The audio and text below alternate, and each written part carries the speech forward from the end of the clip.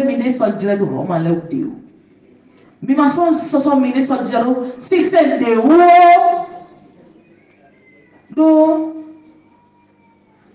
igreja banameton baname Roma titesi. Baname Roma igreja titesi ah Roma elo. Ah Roma da hoe da govile. Na kendo mimi do leu pedeo.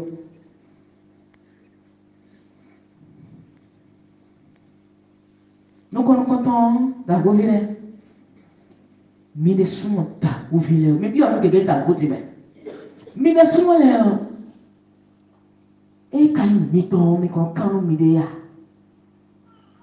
Do Jesus san lino. Do kan tito san lino. Mina yo san lino. Mina supa. La bon zirame. Mene sumo maka tokan pedia. Mi do tuzo dele ta govile. O mina besi fine. Mais mon gars, il a fait ça, bien s'entendre, bon, c'est plutôt. Mais quand on a dit, mais bien, on a dit, mais on t'a payé, mais il doit quoi? Mais ben, c'est dit, joie, elle a dit, t'as oublié. Ma ouais, il a mis. Mais toi, il a mis, non, ça, boubi, ma ouais, il a mis. Mais si il a donné ça, oh, t'as oublié. Mais donne 7 ans. Mais donne 7 ans. Ni ma où il a mis le testament. Il y a un temps, il a mis donné des rois. Mais là, c'est notre point, il y a. T'as oublié. Et c'est la matinée. Mi keke ihwe mon kakaka ndo wete no mina husuto mi besi fine tako vila wete no mina husuto e no ga mi ihwe ni yema o ma no suru bro eyo ma mo no te bo mi le ko wa me kwiwe nyina mo la ji na do wa bo bo bi na ba do ache bo me ko la yo itela se ko dia me kwiwe le je na ti te do ko ji ne me ka mo ko na ye gbon ti ndo mo ne mi na yi ko mo ka bo vile mi kando ye me ile ko wa ni tabori dalo mi mo mi do ache bono awani go o awani comment dire betani suba bono apapa 2013 ton ba me won vivi le 2013 2014 apapa ro meji ko den wo yo apapa ni le ko wa vivie ni le ko wa ka bo me do da ye mo ta ko fi gbe meton fula o tari le yo non vivo non vivo non mi hoe ba no ya wa ji ba ka so me e pe apapa ene bi chi ba no point da bi to la me kaka fide e débouché dans ido bli hoizon o mi da papa ene piko bli hoizon o ta o vile bi se gbado bli hoizon bo nous les ta o vile vile mi ka vile jan vile vers mi to ka jan do kon vio ando ho meton vi tabi brand vidality ando mo poni brand vidality tabu vile ni kuro mau de baida ya mi job blido mi kuro mau de baida ya tabu vile eroi banque de ses clients mi ne to mi kanji eroi banque de ses clients rono banque ne kaka rono kwe wo chobo eno bio akwenya o banque no gbe mi se point banque no gbe ni kuta no pre ru me o tu vois, et dans la propre qui nous y est. C'est vrai. Nous donnons des gens, mais mon enfant qu'il est, et au tolo mi mère. Et maintenant c'est la bière, non? Hein, t'as pour filer, et dans la propre y est. Si c'est un délai, mais on t'a pour filer. Hein? Si c'est un délai, mais on doit tout faire ici, c'est mais vous parlez là toi. Ici c'est que tu vois. Mais mon mère quoi c'est que vous parlez là. Mais là quoi c'est que vous parlez là mon bonnet. Mon ouais do à quoi si à part mi mon ouais do. Mon ouais mon ta pas mal Maria et c'est nous qui a faux. Elle a dit. T'as beau filer. Problème mais ton bien dit ouais. Dit mais ton design. Dit mais ton sien toi. Dit mais ton épaule dessous. Bon. Nous avons une combinaison. Voilà, il va y mais moi, ni matre encore de cérémonie. N'a pas d'abou juste ouais. Moi na wa jita tieme. Moi na d'abou home na wedo. Ah ho d'abou. Oui le soir tobi. A joa na mo na blo. Gaia un plan anti to e. Ma to mo blo a d'abou solo de. Amo ko de cérémonie po. Amo ko de cérémonie po. E na so ba kon bisa. Ìgbẹ́ mo gbẹ́ bọ́lá mo gbẹ́.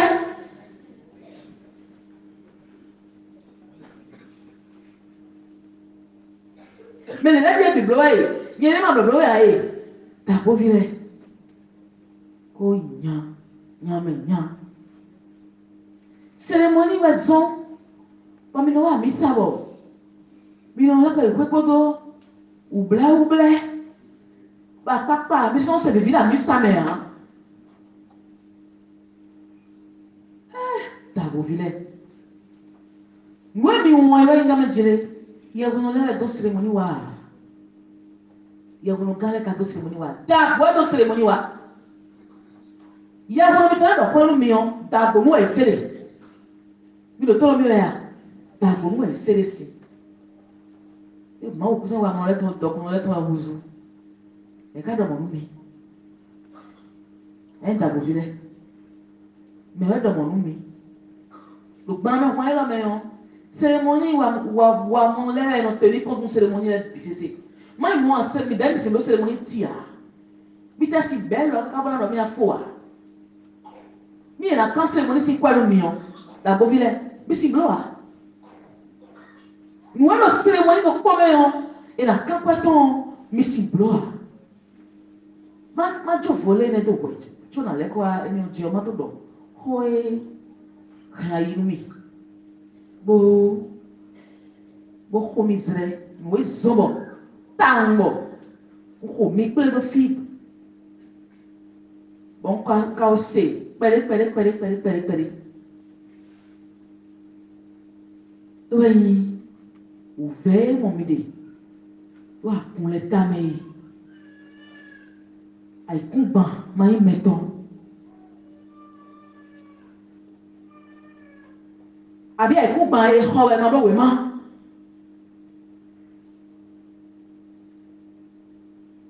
Igreja ya le kho meton le e lo mumwe.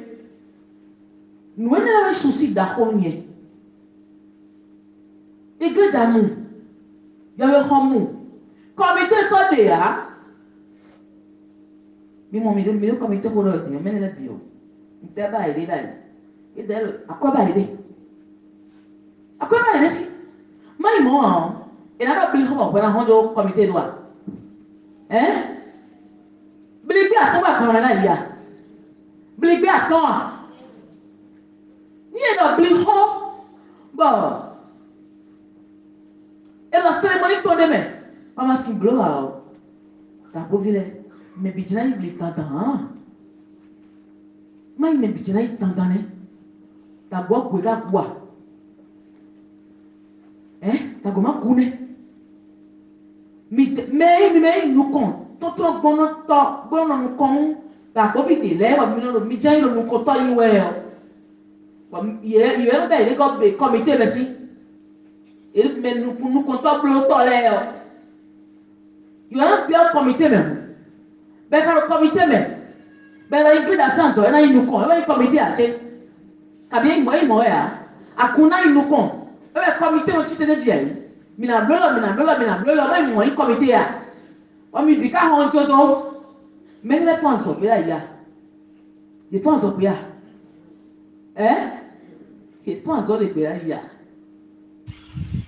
bonsoir novi vivena chi ANC bevile nemi fongon mi ma fongan dia mi beaucoup d'eau akpo mi mo bon vivi si nous voilà dans les blâmes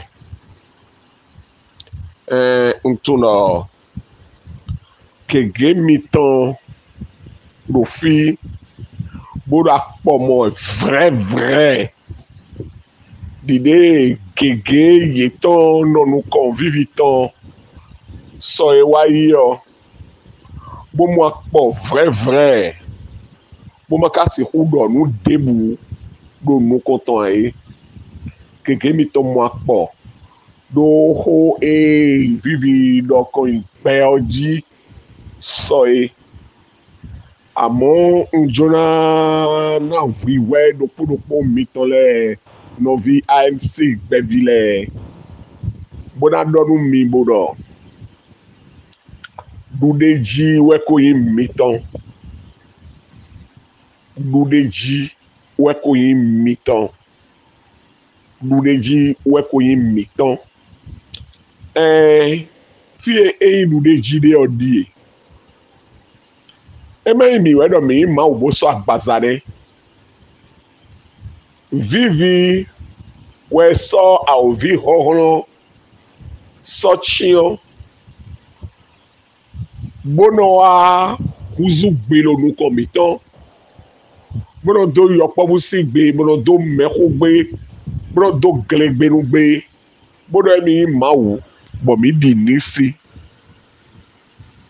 mi ka di no vivi yo egbe ewa lo horo ebodo nu didi abi nu mani wezon bo peto go si gudo ni ton te wezon bo peto no dinu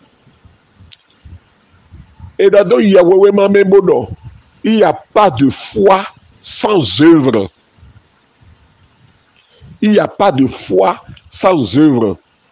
nu didi de ti nu wiwa me voa chobo na de nu nuwe o ana de nuwe ayin hlemi chobo na de nu nuwe boda jegudo to e o ana de nuwe ayin hlemi bonu nu didi che mana jaya o nuwe ayin bode hlemi o ufo sansan vweme gbada vwe debu wo na mobodo nwe ade chlemi do bibeme bondi nwe yo nwe de polo tegbe madabozu vide bobe elaji na ma ewe ablo habia madadi ma pedeni bakpodo ekarayi wa numiaji ena di numiaji ewe abloa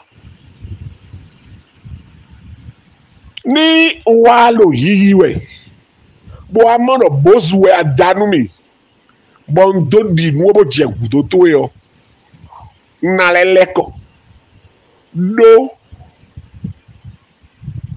nu didi cheo ekuko bon mene buwe so no so medicine didi so kuko mene suwa we no zon bon medi nu me didi to no kuko bon hoy vivi ekpala yeso bodo e bisese kle bodo e dadu ye pom bodo mi leko si gutoche oyin nuwe mi vedoya nuwe ndadu mi do oyin nuwa mai moa ma we na dadu beto bodo beto e na so ha mi chobo ena yijia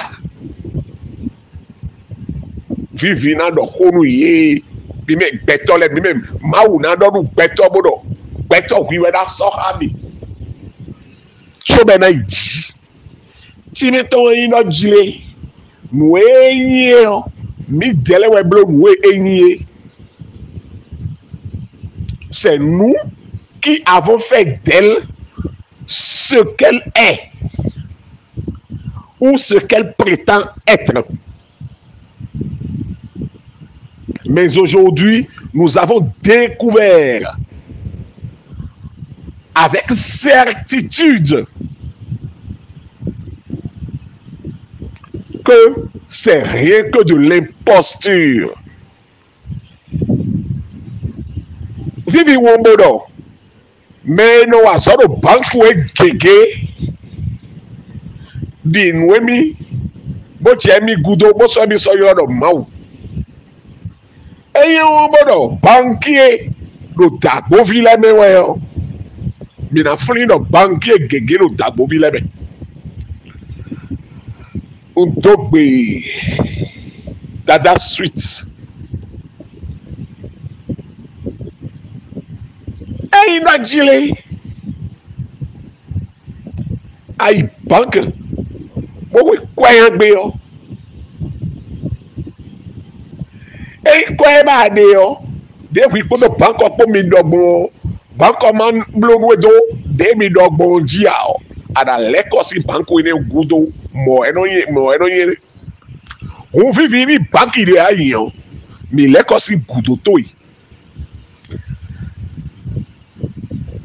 Wa soda mo wakpo gbede a eyin banki de we ayin mi leko si kudo to bi degbe do atafu mi banki debu nombre étude de dossier lobodo so fo mo pandote mono do kwayi do mesiwe mono do sokwele wa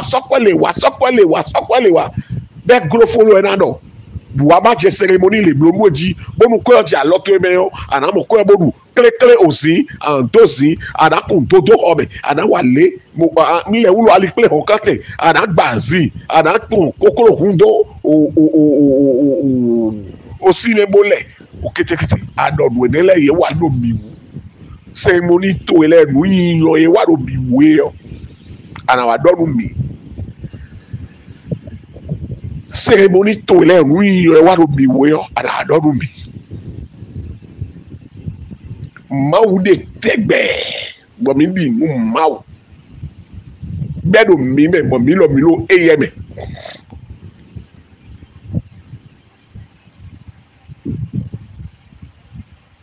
hoyo do toy gensize toy ajoyi hatoe wazomo mi je kudo to ya no dinu mawu mi to wazomo mi je kudo to mi ne jodo bo mawu wa no mi wazomo mi je kudo to mi kawa mobodo atete fu o wanwe ana o ko ho lodo bo mi na mo pombodo eglowere eyin owo hwire sino awa akununko bo ablo no eyin lodo aveu d'incapacité yo adekle gbe obiro emi ku pedu debuwo akape ne wu bo ado gbigbo wiwe do isisi abe ka do gbigbo wiwe do isisi wa me we do wiwe do gbigbo wiwe do isisi wa d'ailleurs isese yo menabie moko to menabie lu menabie epa bo isoko de mo moko gegegege ko wo atun wa toi emi sojo nuwe ofita emi mo de mede beto ekolo bibro bro ko eto yiwe bro ko eto yiwe bo mere fo mo bro je gudo si chobo anakwa bi emesi to yo be po anako po asonu po mais bro enrôlement ko nenu le o ye be programme na yi ko dans 2 mois wa bro cha ko ye ni bisajo bi e ko la be to se ben to afi bi tele la mo ko oui iya adamo we nenu mo mi di nu we bo le che ku do tui wa tafu mi mo poro mi tafu e mo wa do mi ku di mo mo wo mo je ti yo mi na gbo ibe ro sise nevo me abi mi na le mo le ko sise me mi de da yi o mi so ba mo ni apala mi ya mo wo mo je ti yo mi so ba mo ni apala mi ya mi so ba mo ni hotoguto pele ya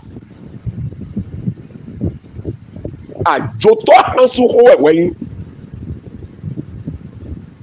ma do ko tete o fini mo le ko bo anu nu amanya ajoto ansu ko a fisensia wena ho mele pe ma kan obio be na do we do nu le weso ba na suye somo atun kan ji ba jo emi jado yi ya wa di do ye do bli ho de kusa de o be asipo ji ede chitesi bo boato benu yi ye gbe asipo ma vado tato zege ne o e gbe asipo ma ri do kogudo ma po ro to ene o aji agruza azizo no no wa no table lo metoto epo no to epo grand papa to ele ko zo ado yo me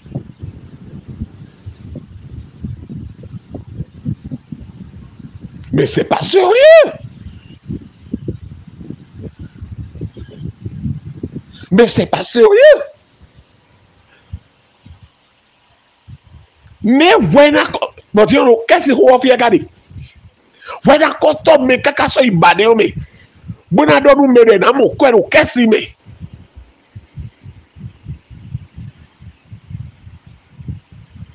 Bona yi quoi des centaines de mille. Do wameno si, do aizatole si, do hobe klotole si, lo peino le si. Quand chema nou flou nan no le si. Bona le akoye pele bona le adon we nenu ye. Bona e kundi nou, ye man di nou na be ko etole jo nou ya yo povie.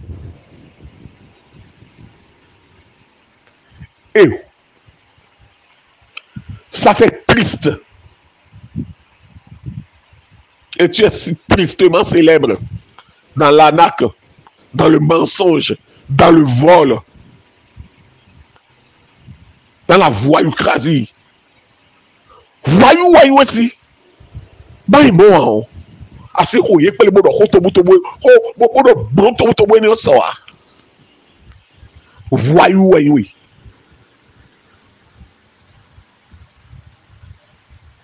Fille de ghetto, oui. Maïmouan. Ada tafu ye je ba ni o me en visesia. Ada ni pela me ile wa. Mi no janko da soba. Nda bo me. No ye ni apela mi. Ko te kan do mi di.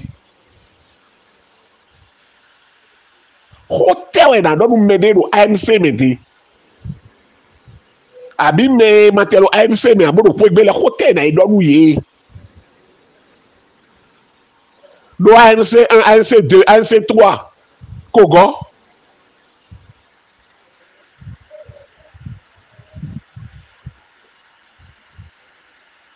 Hotel na wadonu mi do ANC di.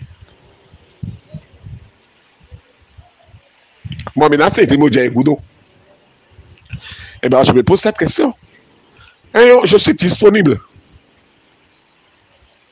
Nime da bobe abi kutora be si be da wa kabi obore da ko si bo ado hodu mi ya bo le ba tia mi ya kabi me yo de fo imanu awa me pon ale bi na le tia mo you na ya check bana me gudoa you hold on wait and see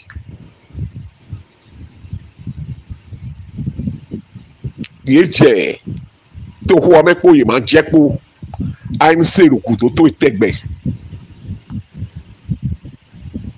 Nous ne baisserons pas les bras. Nous irons jusqu'au bout. Mon lèvre bédo, ANC Gbedile. Bon, attends, tio noumi. Alomito daka. Alomito daka. Miro muawe. Belo, elo, hohoton moe. Mon fils Sia, tu es fini. Fils Sia, tu as fini. Mathias, ta Dieu et toi, vous avez fini et vous êtes fini. Quant aux autres, je ne vais même pas parler de vous. Vous êtes des machines de nuisance. Simon à Gossa et Jean Viatou, vous êtes des machines de nuisance. Et très bientôt, ANC vous le prouvera au monde entier.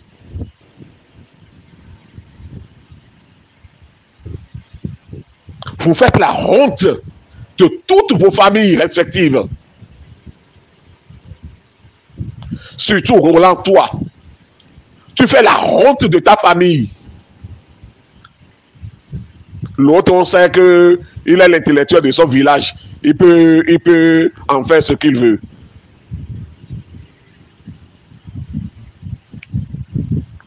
Mais toi, Roland, tu fais la honte d'Avrancourt. Et c'est dangereux. C'est dangereux. En tout cas pour toi. Et ta maman pleure au pied de la Vierge Marie tous les jours pour que tu quittes.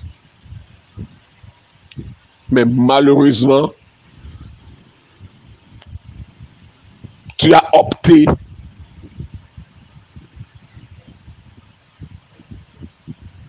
pour finir dans la négation. Vous êtes tous deux des prototypes même de la négation. Vous qui vous réclamez des cardinaux, vous êtes des prototypes de la négation. Et c'est dangereux pour vous. ANC le prouvera au monde entier très bientôt. Merci. Bonsoir, l'ANC. Écoute, Bada. Nous vivons et deux hommes, c'est comme ça. Et je m'aime. Et je m'aime de la chrono. Et je m'aime de mes billes. Chrono. De mes billes, plus chrono. Bon, on est d'ailleurs. Et ve. Ben, à flindile. Et donc, ben, à mes rois. Donc, ben, à mes rois. Avant, t'es ben, à mes fontes. Pointe ben, à mes foucou. Et ouais, et donc, mina so azekundo, mina so bokundo, mina so sincere bido. Igeja na ka o victoire moso pa moso na ko igeja bi compris. Zande dio o ma le bi ba nupo ye wo bi ba nupo mi bi ba nupo. Mina so no bikundo. Egbe dion igeja lo ji do bi compris. Vivi. Egbe dion lo igeja do ne. Bodo do ton lo npe bia. Egbe dion lo e trono e a ovo no le a lo e je do hoji gandine lo e fodula ga si ho gandine. Lo a si o e ko so ado ati e wa ba me hu ga si gbidi yo lo a si ati ho to be. O pa ko so ati obi o ran to be ni. Lo e ati obi o ran to be ni. O da dogo to be ni. Ba se ko so do. Ah beaucoup en so do. Agora tem a fome é com bem com a. Eu não. A fome é com bem com a. Mati organisé. Eu se seria na rua, eu não ba. Lei. Era détruit si c'est de l'églon. Bon, on met un yo et non ba. Donc Mati organisé d'une façon ou d'une autre. Bon monter à toute pièce. Bon, et déjà on va pas commencer, on va compter, bon. Oh, mais assis faut pas rien yo. Et quand bien n'est pas mon va dire on do sur un mia. Sur un mais zombo il va pas na meti. Eh, on sur un mais le terrain pas na meti. Terrain pas na meti. Mais quand tu le dis que ene bien mi so mba mba o tamelini bo organiser bo do escroquer maintenant. On croyait que mi doit bon les belac pour mettre les tons si. Bon, mi les la pire vous mettre les tons. Mi doit rester de bois. Azé, so pas dire bon fi binier. Hein? On doit mi ko la c'est. Mais bi quoi? Eh, ou même bien, mais. Eh, ou même bien. Eh, ou même bien. Mais quoi bien coup dire. Mais non, quand même pas bon. Voilà que c'est quoi surtout. Bon, c'est là qui croit de oui. Bon, on ça do. Bon, nous tout bon. Pas bien faire andadi. Bah c'est d'accord. Le bout oui, le bout favor. Ou le bout favor, le bout favor oui. Oui, agora. Bon, il y a une dose de bon mais souvent quoi de bien. Oh mais. Mais sous gré petit de bien. A do pour voir de quoi nous. Mais la quoi là lui.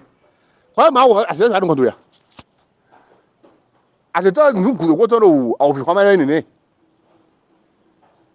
Ase ọma ndo hohondo do da office o discipline ha ase ọma sekpo discipline pon ile ne ese formation sin discipline after formation ya ese ko o ne ko do o liminati ile ese bo ya pas dire a so ko vivi ko mi me ko vivi kazamata o to bleme bina bodo hobi me bo wije yo khoro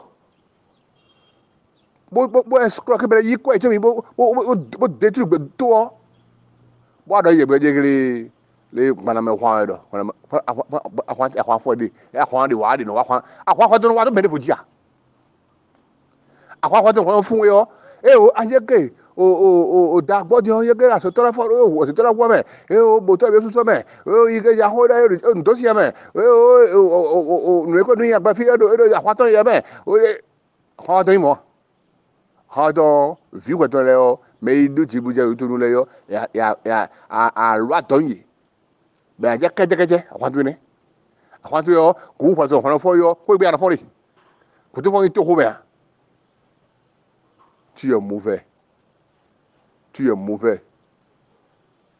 Tu es vraiment mauvais. Je ne vais pas bien, oui. Mais quand on va faire pour nous, quand on nous a bien mis tout le monde, nous avons bien. Et tu as tout le monde bien qu'on a. Ni ma nyam yembo mo da no ko ndi nyam ye di mo o asonje we ndi bo o le wa bi ye bo ni ma nyam ne ye mo ho ba tro po so bo yin bi ko na ma pousser bi gbombo yin bi ko ma si no ma ma tunu e to mi bo bi ko na ko me ma tunu be na me si c'est bien donc là il a qu'on voit cinéma bien oui baba dio o ni la to do ntro do na si c'est là no a tourner parce que eso ko be si do ko ben me de me fama ye bo o ya bo nga ho ba to je be si ko be si mi ya fa na ma si no ma je ne do ya ko wo ma na be ko na me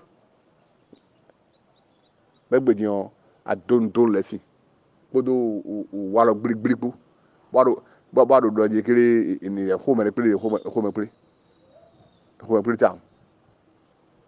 ta bon si c'est le petit mal là pas de question bon quand on do akun vile si ko e do hon na bu do hon le ka ko bi wa sigiri ko ye do hon ko ya bi kwato bara me gbato ta se to le lu bara me ta wan bara me ho me da wan do waji bon akajakoha mna jakoha le bo ina yo ko yo ana ya na yo ni bo bela se convention no wa bo ni kon kam yo mo ne mo ti no ye fa ku ka bo nu we da do yo nu wo do ago ita so hasito fue wan ko di yipi do do dia ba do ko be so aba cha ko na ka de na ka info se de ko na adu ya ti jo biwe na yo ago je ni na we de be e yo ka ka bo ye me le afo ka do le be ko pe ko le e ho ka ka yo si da do. Mais on va dire, c'est comme ça. À quoi on ça va pas dire à ta bonne ça ouais. Je dois quand quand on même je crois que tu et quand tu quand on voir. Que veut dire on me là. Alors tu fais 600 milliards. Pas bisa harbo 1 milliard. Bisa harbo 1 milliard. Et puis au bout de ba dire que on ya rouya, ba donc mieux poteau dans bas. Avant de perdre du maçon yamia. Perdre du maçon à ouvrir vraiment. Perdre du maçon, a ouvisi tɔ wɛ a tingbasi tɔ pɛ de ma sɔn de ta mɔnu bon a tingbasi tɔ de suwɛ nu a tingbasi tɔ a ouviri mɔ a ouviri d'emblée wɛ mɔ bon diɔ a do maaw filɛ bɛ da do maaw da ko maaw to dɛ a da wo a mo de ko ta mɔni abandonne like ma sien mo do me abandonne o stop o bade de do me le na ka bon te atun we ma me ni akon ni ati mutun gbere mo atu le bade mi di prier we atu bo ta atu le bo ta fon we adin ma we atun le dia ko ta na me ko do am bluke na mo ntia mo fi jere le mo hu fi e gbo me le yo e bo hu ha ba ita e da mo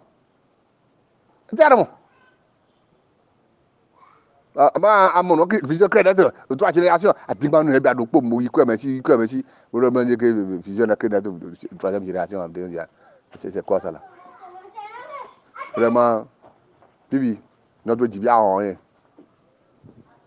rien ta on si le hojo nu yo e dibia en rien fa les béton mais no era ablo bo sortir la paye yo alors oui fa gbe mele ma ko bo yo ko do kai mo ra de mi ani ta de u mi si ba mi po wa e ma sa se mo se ho ho mi na mo pele ho a bo so a bo mo bo bla pese ko iton a po ade we e me ko confirm de ka je gbe a do ho do we a po ade ye be a do divi la man ye be do ko divi ko ni me le mais qu'est-ce qu'ils vont faire mais c'est comment me la bibliothèque en bleu oh c'est bizarre do numéro ANC sin agbasa mechelemi mi kudo gbada lobo kudo to versise lobo kudo keze hometon sin apom doto bon qui c'est assim o nurado so gbada nu tome nlevo pon fi boda la konjinu do podopo miton le lobo na do ho e lo agbo ndo ho fo na yo medele sin kodi bo menele na je kuduche bona wa restituer vérité olu agba eloji mele yedie mama wegbo mama lokosa mama Gomez dada Diane dada Krokro dada Mireille fofo Seba fofo Abudu dada Sena fofo Ro dada Sweet dada Olive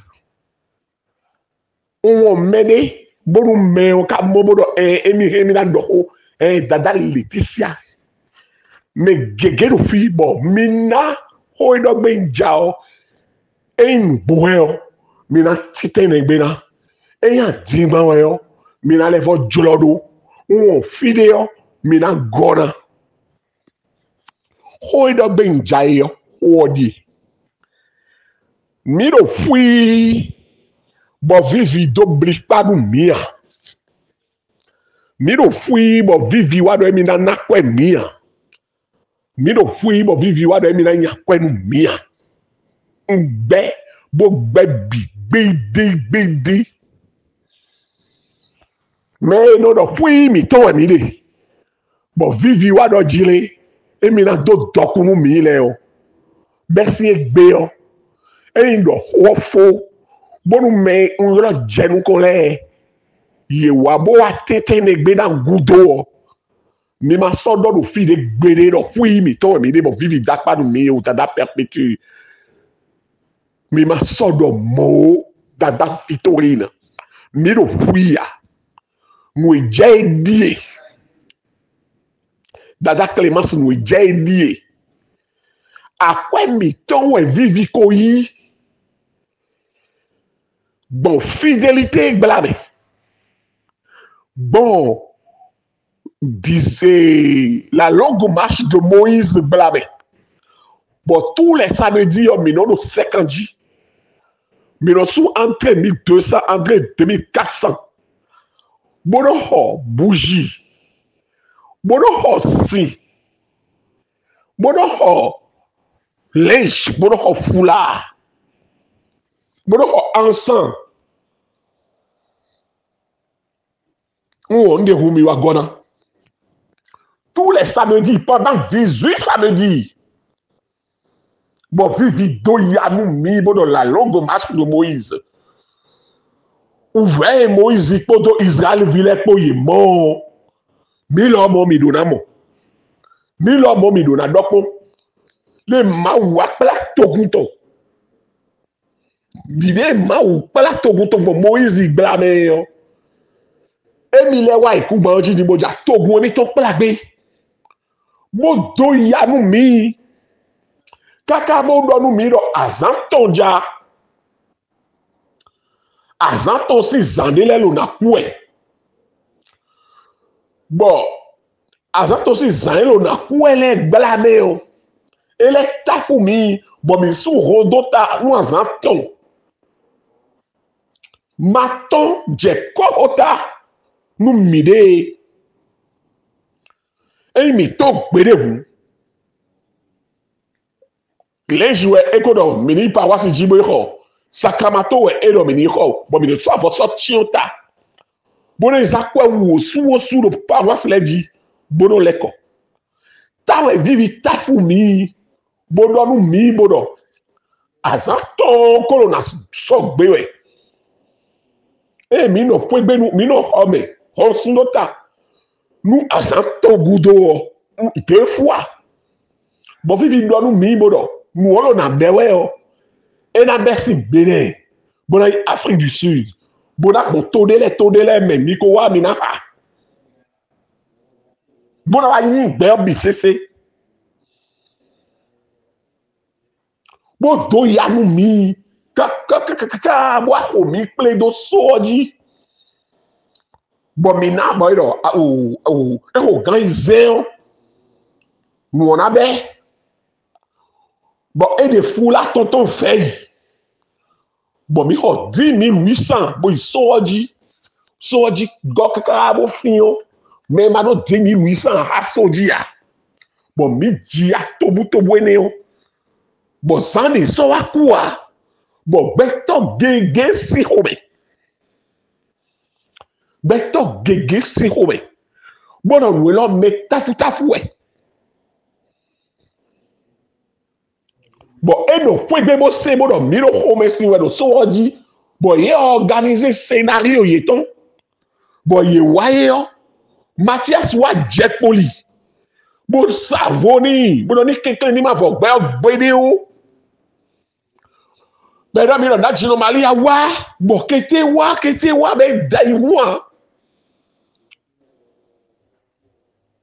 bon ene o gudo me gege ja force gudo di da wame bo vivi wa do nu mi do no novembre do ene no mi to na jiro maria savro bo que vie mi to le do na du bebe fisi vivi no mi to na jiro maria savro bo vie mi to le na du bebe fisi vivi so ba san ton le na wa Emi ou tuo. Emi me si achewe. Fofo Jesus ze bodona no lulu betona no akeke ko jibe ko kasun wewe yo. Emi bi re ku ba on ji fie. Emi me do dokunu Salomon yo. Emi bi re ku ba ji fie. Wu no mito na ji no mali ado. Viviene yo le mi do na dokpo we. Chobos asanto na wa. Wu de fie blikpa gosiene. Ta e ko ta fu mi. Akwa ni to e ko yi. Ho e ko ho mi gba fun. Ou vewe ko do lo menu mi. Enyi mi flide hu mi le agona. Ou vewe do la menu mi desu. Yagwe no deme ha. Yagwe no gade me ha. Gango ito deme ha. E no mono e cho. Ye gango ito a joto. Nele no fine mo no tito hewe. Wetonu. Bo. E do molo e yo. E do no mi do. Eje. Décembre, nativité yo mina pe. Bon, de mina blogbo e mina do. Bon, ben c'est 2019 mi bisese. Mina gosi. Ni no me mi de. Boule ti menu mi bodo mwezo bo ma ou bolo obligé bodo bo le nou li. Vie mi to gegeti ma mi no ye mo we to no bela we mi. E no nyami si ho haya me. Do ma we se we mi de ou. Togbe mi, no gbe mi, vigbe mi. Bon, emi le ma ou nou bla ou kunu meto kan do fi be na nou adaka ene ho ha mi we ya. Akota le bi sese na wa jet poli wa sami tome. E yi do jile e to bade do kome nou, bon, e to bade do kome yo, kokolo no kan wezu sekpo. E so kwe do te yo beto na kan wezu mwa. Hulu e yi do jile kokolo mo bade, bo kan wezu yiko, beto mo kwe yo e na kan wezu yiko. Wu e mina blonu mi, bon meni ton le bisi se na musu dagbo yi. No e na mo kwe do misi mina je doku. Mini ye kamyo Salomon do. Doku e je yo. Fi kwe yo gosi yo e ka tuanji. E no fon pou mura mo kwe do homewe. E mi we do doku e ne no Salomon. E mi na blo mou encore ton pepepe nou mi l'homme. Bon, et j'ai désabrumé. Bon, et annoncé couleur. De annoncé couleur, bon, et lié. Zon kalale. Yenana. Chaki wo. No, janvier, mais. Kakana couleur, yenana chaki photo. Et puis, dans jele, quoi, mi tombe ba wa vidéo. Mais na chaki wo, e blo semaine wo e na le kobo na wa chaki penesi chaki wo tome. Mais na chaki photo na wa chaki wato sim chaki wato. Nou ezo mi do chaki wo, chaki photo e yo nou odie. E ye mi do chaki do kobo do chaki wo yo. Ah hey, mais no zumi le gege na wa. E wa zo mi so ba o daga. Bon mi ko blo mo fu 2 semaines après. Fofo kasi atine baku wole ko aka onji. Mais na wa yi kwa miton, mais so 10 000 jours na wa yi 9 000. Mais so 13 000 jours na wa yi, mais so 15 000 jours na yi 13 000. Bon, et na blo do 2000 pour 1000 francs pour un blo enregistrement. Juste pour connaître le nombre exact de ta vie. Quoi est l'eau? Disposition émiton et béguion. Ça fait plus de 6 000 milliards. Bon, il y a un rouleau béodi. Non, Bon nous mener dans les azumi bon que do ko mo bo mi chite bo yi gbe na mi lo mo mi ku tu no ko do ya we no ko do mi biwe ni do mawe. Je continue. Bon mi na wa yi kwa mi ton. Bon mais na traité dossier là il traité dossier en fou. Zone là ils auront entre 10 et 15 millions. Bon kakana pour là ils auront entre 30 et 45 millions. Bon d'abord. Bon fou. Bon les va do y ba san et do yo azan di. Azan ça pas do mi azan di. Ben de audio we goton. Audio me de do no film ni so wa. Bon audio me lo di do da. Bon vile nous kumi ton ko da liji bo mi ko nu ko kede. Kwa mi ton jo. Le yi parle c'est ko to me yi bo décider modo. Il a bablo nu we do pa mu mi. Et na bablo nu we do pa mu mi. Et na bablo au prêt immobilier. Et na c'est prêt immobilier c'est gomme. Oh, à quoi nous comptons un ami bewe emidjal. Nous avons mis de mon nous on dit. Vienito gegeti.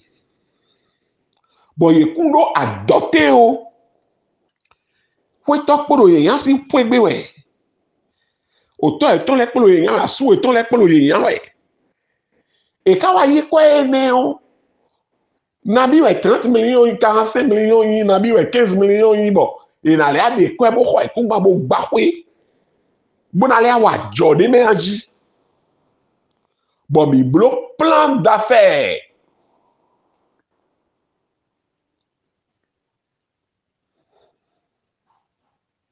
Bon mi de prêt immobilier mais nana kakana ko son client na 10 000 d'ailleurs, il na 30 000. Bon kakana ko na 15 000 d'ailleurs, il na 45 000. Voilà. Donc ekbedi nous vivons à l'odido edo. A quoi si a pas ouais emi donu mi bom a quoi mi de se bo agbana me hu e che no e a we ho me we enyin bo agbe o me mai mo a mi kodo mi ko je Mathias Gudo Mathias e mi mo ma wu mi bo mi gbe yo mi ko je Gudo to si 2009 ma gbodo be si 2011 bo blo kakakawa 2018, fin 2018. Chobo, où est le wawa? Où est béo? Et walo ki kambie bra, quoi ni se bo wa gbanda meo. Mi lo mo mi, mi na kambie do. Mi tafu bewe inja. Nu yi lo ma ujein bo mi tafu bewe inja. Bo so agbaza. Mi honu bewe inja. Bo so agbaza. Adingban do ni bewe inja bo so agbaza. Adingban kluno. Ajokuluno, agakuluno wayi, mais moi, agaye ile lo Dubai pourquoi ni ton lepo, ajo, aha isumi nu teme ye dosile, mi wa mobi mi wa sebi, vidéo Dubai tonele de vidéo de voile go de pokeke, bon when mi de mi lo honsu do talo pwede, bolo ma u sewe bodo yo. Wene nou fiton la yena goyene nou lo toku mene. Metilemi. Que plus jamais Vicentia ne nous affronte en nous disant que nous l'avons suivi à cause de l'argent, sinon ça va mal tourner.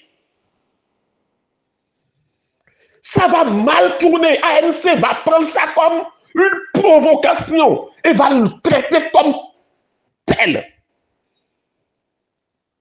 Nous allons les traiter comme tel.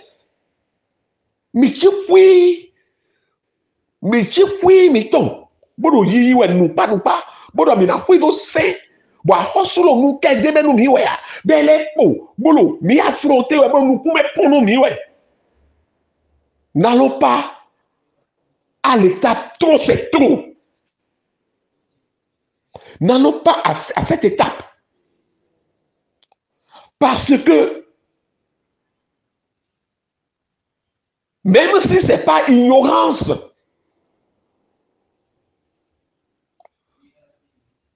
De la spiritualité. Même si ce n'est pas ignorance de Dieu que nous avons cru, que Matthias Vigan nous disait la vérité. Nous avons entendu le nom de Dieu. Et qui entend le nom de Dieu doit baisser l'échine. Mais c'est Maouniko et c'est Dona Wetado. Et il ne sert à rien sur ANC de dire moi je n'ai jamais été et de s'enorgueillir. Parce que nous sommes tous affectés. Et l'audio de 52 minutes, quelques secondes, vient préciser avec de 52 minutes, 58 secondes, vient montrer combien de fois cette fille est cynique. Ce Matthias est sadique et cynique.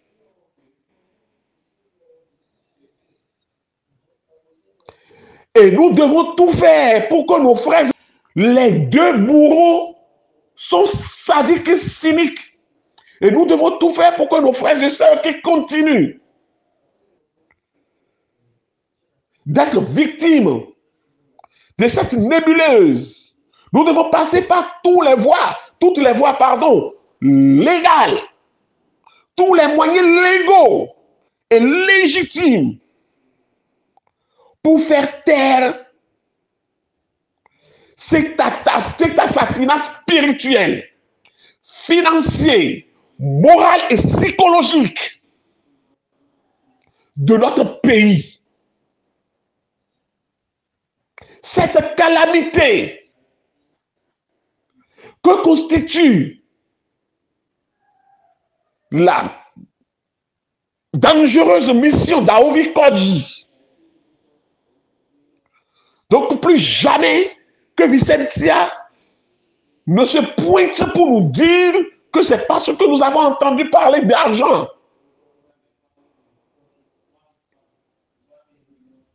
Non. Hier, ceux qui ne suivaient pas Banamé comparaient déjà cette nébuleuse à ICC. Et nous étions les défenseurs.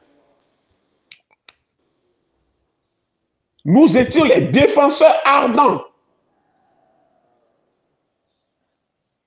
de Vicentia contre ceux-là. C'est nous qui utilisions tous les vocabulaires possibles pour démontrer que ce n'est pas ICC. Mais si aujourd'hui, elle vient se comparer elle-même à ICC, il n'y a plus un autre mot pour la qualifier. Elle est une calamité. Matthias est une calamité pour le Bénin, pour l'économie béninoise.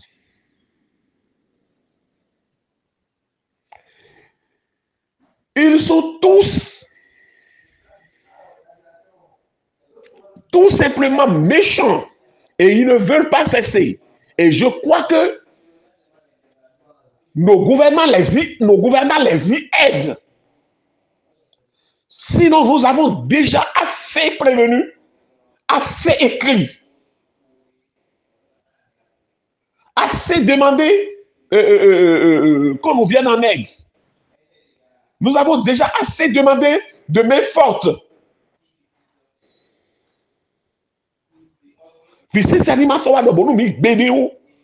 Bon, mais quand je dis mi wa bo atime mi wa mo nu gbo ni jete mi to si ke mi dele bo ado kodo ANC bo nu gbe oni mo nu kunu jamu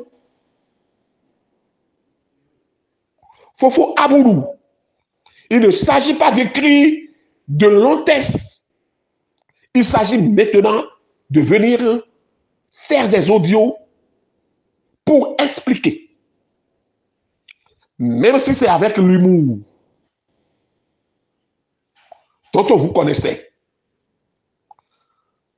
Maman Lokosa, Maman Wegbo, Maman Gomez, sortez Dada Diane, Dada Minerve. Vous êtes tellement Dada Florencia et autres. En voilà une. Elle continue de traîner les séquelles jusqu'aujourd'hui. Dada Victorine continue de traîner les séquelles jusqu'aujourd'hui. Et aujourd'hui, Vicesse a dit quoi? Je continue d'entraîner. Madame Gomez continue d'entraîner. Maman, tout le monde en souffre aujourd'hui. Dada Mireille Miton, merci. Bonsoir NC. Mikudo lewen novile. Fo jise minia titen negbenu o odiole mi wonde yo minize gona midele flin de minize gona. Au long marche 18 étapes na bedo tomefio. Ta étape fu mi we. Bodo mi kun se tonu. Bode bando de temps. Bando len. Ben wla nou de dejibo esinu kume. Bo mla yi. Bo savo nou fofo. Ito. Dodo mi kupon nou kutome. Ils mis ça et dans célébrer bloa. Ben si on des subo. Ils ont mis ça. Bon mi je. Au soji a ovi koji don. Et là dans mes biwen les ont mis ça maison po. Mes maison po. Nous et ma baro fier ni bio romea. Mais bidon les ont a mis ça. Bon hundo po zigidi me ka ozon si tagbaro po avolin de jenkame home si town do mawandi a oblo nu me I ablo bo no zodio ma do a force we na blo we no come force de ni la ga we ani to ile tetu majorité ma blo a ou e puni mi on si soji don ewe tagba kolebe bon ena monte mo levo gbon meon et lancé longue marche Moïse ton nous e khado internet iji nous e kha confide de ma do tan na kha bible e kha bible fi na kha de yo lido hun ton na wen longue marche be 18 étapes wena yi pa iropo 2400 obino sunu entrée ba ho linge nu kume we alo nu kume aton an ho bougie bleu we de nu we no gonu bleu o pokwe eno we a eno chaki o kede nu medupo a nu entrée o gona no di ble chaki a photo we de nu ku gamo ele ka bo 18000 we de le nu boy an ho linge de ana blo cérémonie na o linge sin fula bo ina bla bena blo le bo un leno pelelelele bo eno do étape le kon e blo fo eno do bizo nwene o komide longu marche ito e komide bo eto décrété o vision claire et nette sinu no mina claire zitowe o nyete gbe no kujan ba donu nyede o nkudrona ponu de o bo mina pon ero yi ton bo iwa pon e wa no te do nu kunche me nu konche town bodo e me ka gbe bi blo mi tun ne mi na blo dibo o vie kokun le makaka azo eton enu kombo ina blo lebo e no do ka bo no te tangbo pon mi me file wa yonu ama gbo blo wa eno sa nu do po enion o longu marche enion me eno fo abo devole no bia me bedo 18e étape de neblo soji e wa fonu yo e de na blo nwe do po longu marche me mi de po mi ho si arrivende ben do fofo gbero mi kuna o Bible mi bo yavi, bo si malgré ton pi. Fine mi ade wenu no afo sekanji wa fo le 8 septembre. Wono na wo di do. Mi kusana no terrain mi ton jiu. Bo jouer ni mo de na fo e wero patriarcat. Bodo au devis pour sin ho le 8 septembre 2018. Vision claire net si ko pas de me côté et on sait de l'eau de me mais ko kanzu mais là kanzu bo blobo la so gbedo 50 yo e do eni ogudo fine mi ade bo hulun be egbe ho so ho de mi ko tun gbon beno fine gbaun boda zon da ho jawe mi me ye golile mi tun mi le aduwe kaka wala mi de ko no khosa corona de kun si ho mi o fi mi ton le do na no khosa eduna blole àti home tan ko to si me yo to ni lo mo si home wa mi kan wezun cho mi na blo bona no home ni o zewe ko le crebo bo me lo pona na 33 000 e mo do me gege na 33 000 bo me le ma poso we a egbejan e do e o no mo we o mi ablo fataton bo o mo se Sylvain do e o nle ku si o papa do se do mo se Sylvain do gbere nti ku si fata o ini te gbon ene me we hun me we ni no po bo 33 000 kaka chomele beto ai 2 heures du matin bo gratuitement yo be ko ten ne me ye ino eno do mi o to sen ma wele o mi ona 33 000 bo le na 33 mo yin nu vi mi ton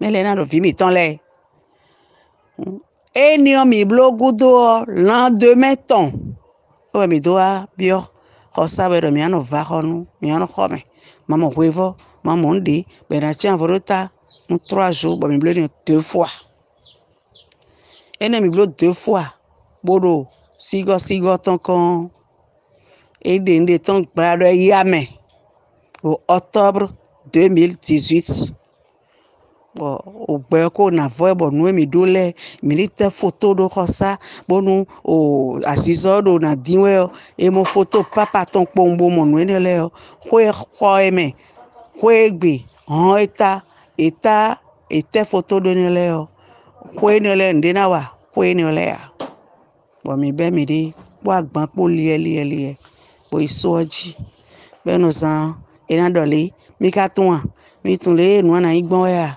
o ena ve wo me be de sunu guo e o meme gbon we me de na do e o ni je azolupo me ma si osupo papa lorun don poro adogo bali ton don poro hotel don mo de e o ese okutago sin we jodi we ton jo esi isuru so mo e nu kume pon de disi pa mi opo bi onu kume pon ni we bo gba won fine mi de pon do na jino wa bo cambio papa mi ton ka mo donu no edo ide o mi descend ton si fia me alile biwe na su me alile biwe na su e ka juro mi mo gbena bi mi ka odu dinro ahwan me mi ma odu gbedene gbendo jeme de mi mo veto to bo lodi bo asan ton le na lewa e o ene mo yin no mi ton na savonu dagboro tami ton me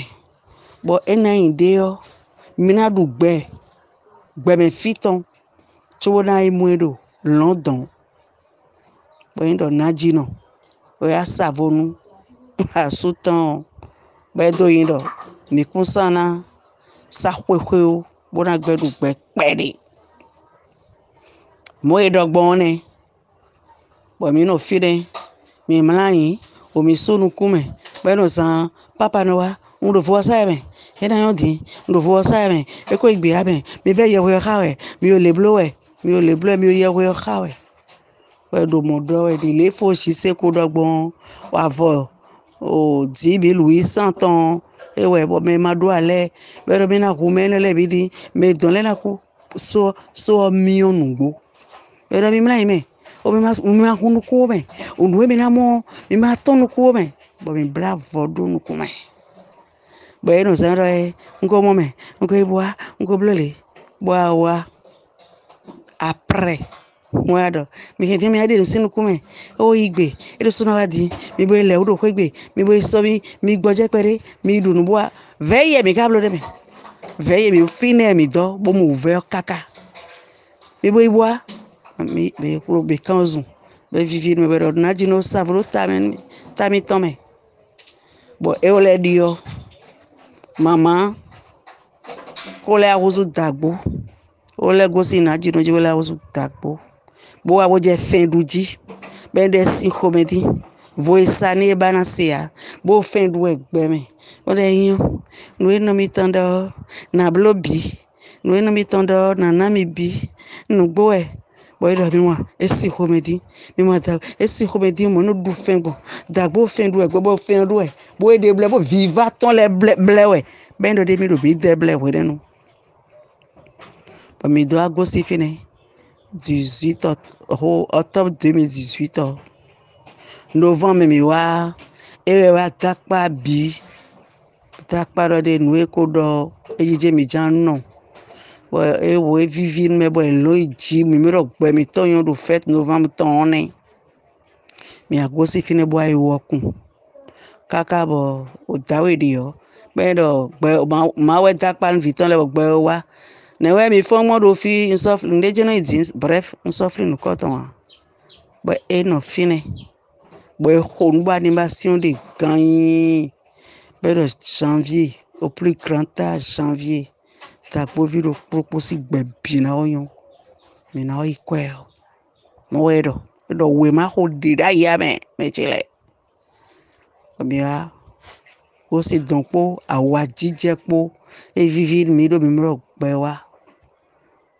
bo pèlerinage e bene e no se na de na blele no fo jise do si so gbon e o do jia mi ablo we ma mi blole ni par exemple on gbe don kuna blodo nko do retraite me na nya kwe bona sun gbon ne yin gbebi bo mi ado nu e do enu mi we pero e wale reprendre no biro de juro mi gbon we mi na sun gbon mi blobo ne gbo mi ablo adi akwe ba de we yorun kaka bon wa cambie yin we cambie do bo mi me retraite le wete no mi na wa jo kaka be na pe bo mi na gba ho bo na sun ho pero o moya mi tele o immobilier mi o se ni o de be mi lewe comme de aka o do ti o ni ablole o lo o casino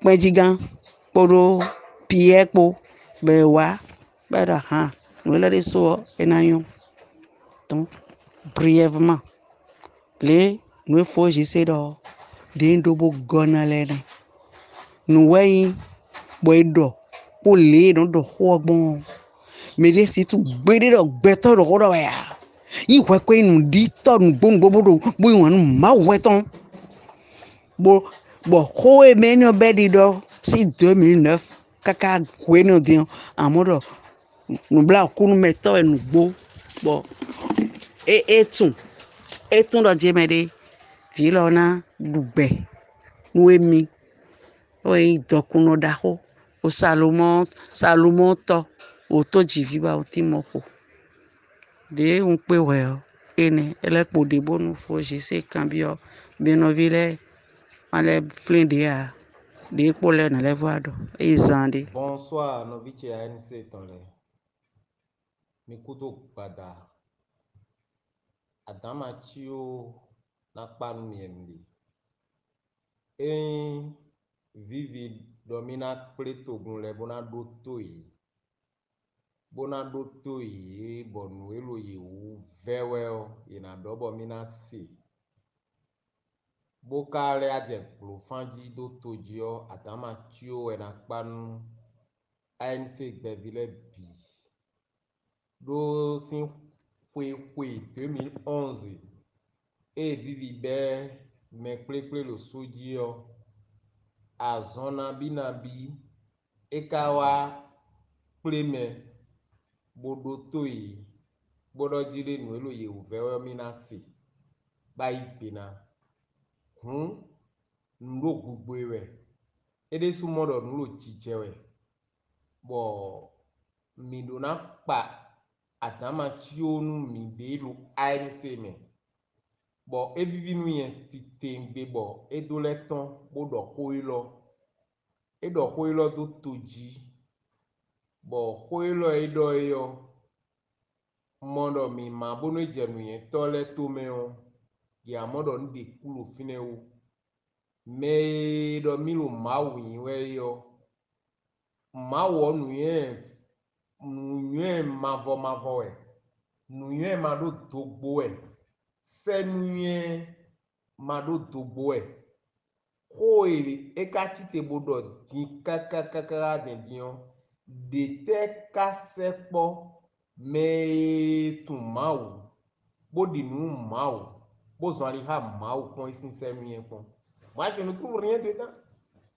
je ne trouve rien mai do bole polo kudo ton e a etre je ha do ina commenter ho mai bole po kudo ton e a e je ha do ina commenter ho de bulo lo mi kan commenter bona khre bole do jide ma we ton kudo nu yen de o bo ye me je kudo ton le kudo nu yen de o merci tout à l'heure vivi do ho bo na ze hota we de me bona kende uni do modon diletin bo eku moto na eku katun wo na do gbe no vicha tinde ba kuka asin bona do gbe nu fresh Jean Claude ye igbe keke ni bo na do gbe nu ye elo hodo c'est vrai ndo to ho bia mais parce que elo gbolo do to gbogbo ende wa bo gbolo do to e no bli ba ti gbolo ro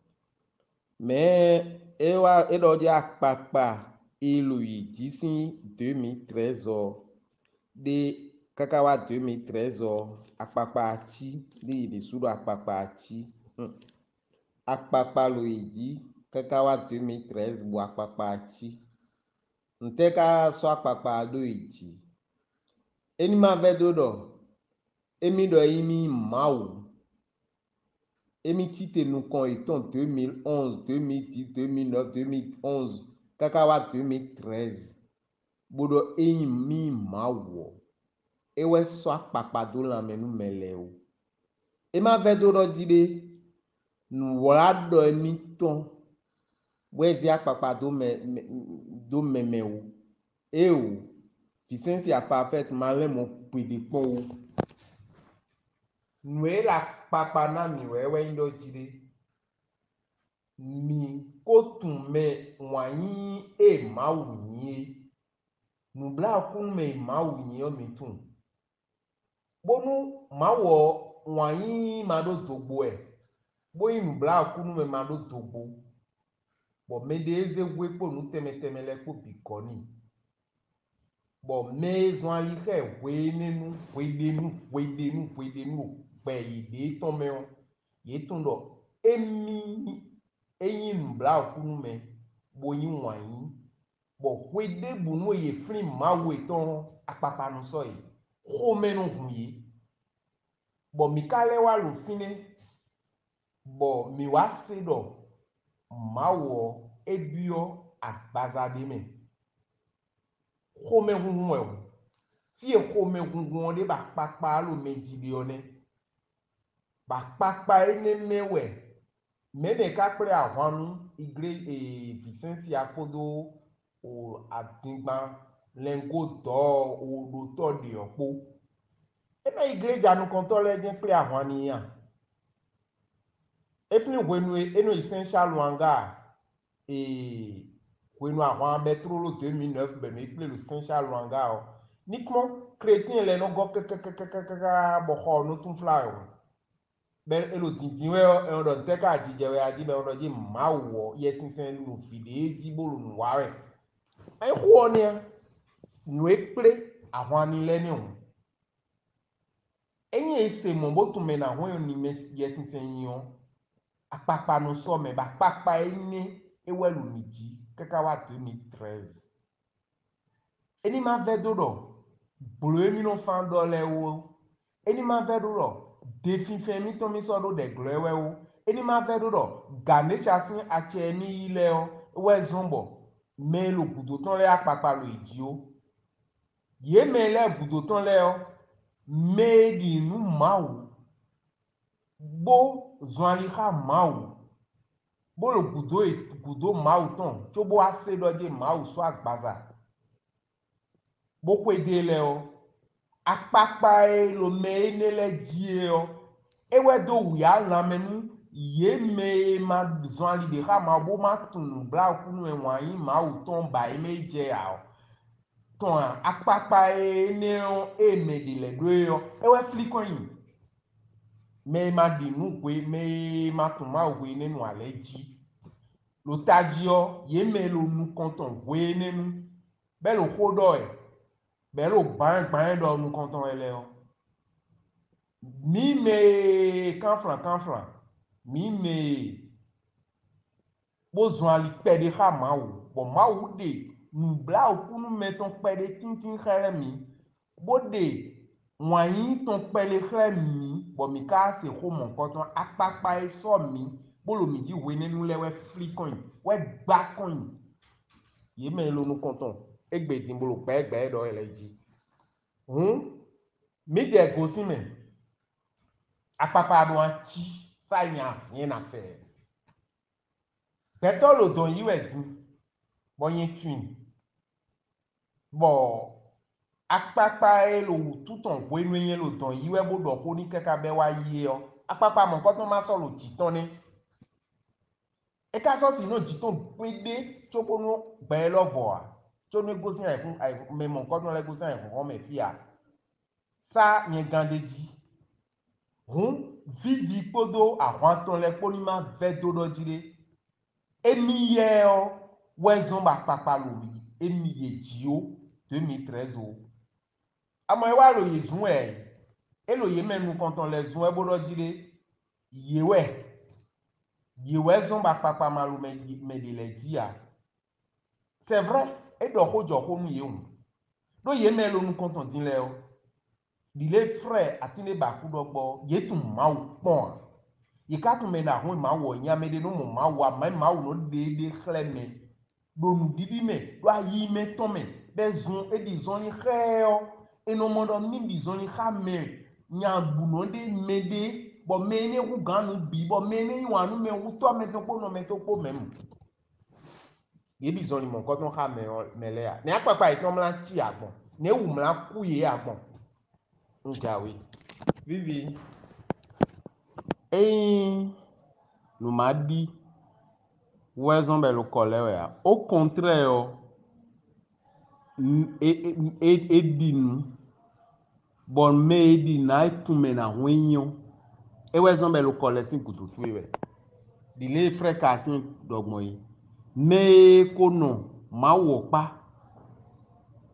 eno mo ma wule ame ma wo po mi botun do ma wo po mi po lo kusu edo medi nu mi o me lo nyeme ni lo elo me na no po kaka jazan gudugudu ton gbe donc mais no senti présence ma ou ton la paton apa eton le o ye tu me na huiye le ndogbon akai bon mais ne le o ye kole ko hoho me de le katin bo di no ganji bon esi mede wu ba ilo kututu e bon ma wo sonu vlekese de bo so wala doyi kleunde bo do fine bo nu ye ni monu kunje ndende upwe bo nu gan wa ko ye na mo tembo le konu gbo aye to mu mo nde pede ale ni kan flan bo so kem Hun medele timbo zwani ka ma wo kanji. Bo tu ma wo kanji. Bo di nu ma wo kanji. Bo lo le mo we kanji. Ba ye tono wo be no kan bio e ye de mon blo discernement. Ye blo discernement kaka bona prendre décision do mina chite yo. Ma wo ndo tede po mbono na khlewe. Bo me ne le na monte bo mo tonu e kanji cheke. Tobo asun va. Bo me ne le sun va lo yo. Àwọn gègé wọ̀ wáyé dìlé me nílẹ̀ ọ me kódọ̀ dé nílẹ̀ ọ ẹ̀yìn yè wá pàmì kan wì pé ní 2011 2010 bọ̀rọ̀ pé mà wọ̀ lé àwọn gègé jẹ̀gùdó ètò bọ̀rọ̀ mẹ́lọ̀ dé ẹ má kí mọ̀ gbọ̀n dé ẹ̀ sì kódọ̀ mọ́ èyí tí tètè mọ̀ mẹ́ gègé lẹ́sàn kódó ètò sauf àmúhọ̀lulẹ̀. Sauf beto e mise fon e lo taglo me ton le kuzu ki pon na le o manu edo e de kaka wa fitin yo e mi ma ko imo marabu le boko imo nu dazin le bo ze photo meleton bo ruso bo igunton bo so ta eton fon e lo taglo menanu yo so kuzu ki pon na bonu e ti soro hun bonu mi do mi gonfio e no gbon kan lo kuku edinyo reson adonu mede do wa bo mene na wa afifi amogbo edo hwenu eno wa so je ne ndo nu edin bo edo hwenu eno wa so je no amatun wa ni hun eyinu didi weson meka lo gudo tu e ka bolo alo khonu egbe yo eyin do nu de we dinu e kaka eyinu de we dinu e kaka sinye yo gbọ́dọ̀ kun iwe zon ba ipolo fine bo nu ezon ba gege eton le polo fine o anodo nu ye do e na mo kwe ku ime biwe ka lu na mo e o bo ye lo sun dewe bo la khodu ezansi e bo lo bubu keze siwe ba do ceremony de bo eno lo blublu e eyinu de e dinu e kaka sinye yo ezon bo aye ton asodo nu do nu kunji ben kwe yo ewezon le ya ubo bi ogwide me bo le igun tami ayi ma ude abo pe bi kotun bo melo nu kontu ile o ye lo tun lo akun ma ude o tu une confusion et une contradiction bo contradiction tu ene o ewezon etreso ene kokroko bodo senu ekpede o ina le ko sin kutu tu edo Dieu ne se contredit jamais amonukun jebe ma ou ton contradiction ouais. Et nous, le vrai Dieu que Jésus-Christ de Nazareth nous a montré, parce qu'il a dit, celui qui m'a vu a vu le Père. Ce Père de Jésus-Christ n'est pas en toi. Il n'est jamais incarné en toi, Ficencia. Tu comprends un peu? Donc, détrompe-toi et cesse de créer de la confusion dans la tête de tes fidèles. Au moins, reloué azon ton. Ye nawa kan ni don menele biton khobio ido kuluku ekakulu kinkambio e baka utunwa. Asi avivi. Donc, maou emi tunwe nous ni dinu maou jiko dokoroto et Jésus Nazareth ton akhremio et zombo mekeke le kosi kutotwe et il m'a dit wezon wego mede pono kutotwe kaka waje gan gudo ton me do gan gudo ton ko kwai